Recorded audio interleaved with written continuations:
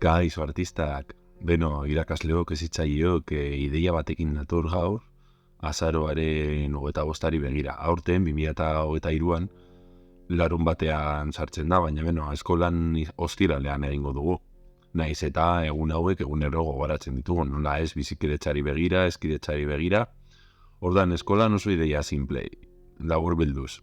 Betaurrekoak kartulina batean jartzea, baina apainduko ditugu, koloreekin eta gero zelofan more bat izango dute umeek beste begirada batekin ikusteko.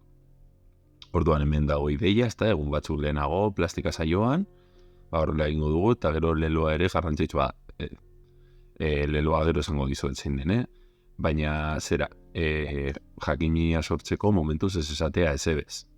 Erautu ze kurioso.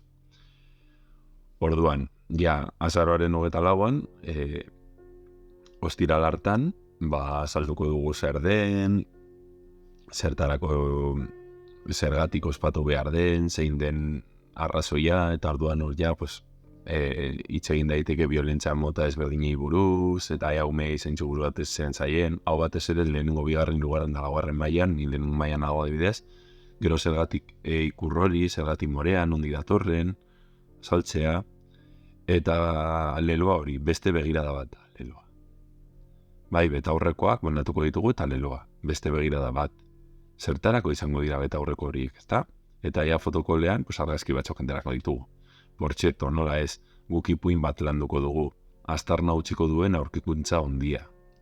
Orduan, zue jakiteko, oso ipuin aproposa, eta, hortze, atzekin jolasten du, eta, nire asmoa da agian ipuin hori ere aparte grabatzea, eta nahi baduzue zuen umeekin grabatu, nik egingo dut. Ados, interesgarri irudituko zaizuelakoan, eta zeo zer nahi baldin baduzue, galdetu eta lan baien ideia azkarra ze batzutan ez daukagu astirik eta gauza hauek egunero lantzen ditu, artistak, beste bat arte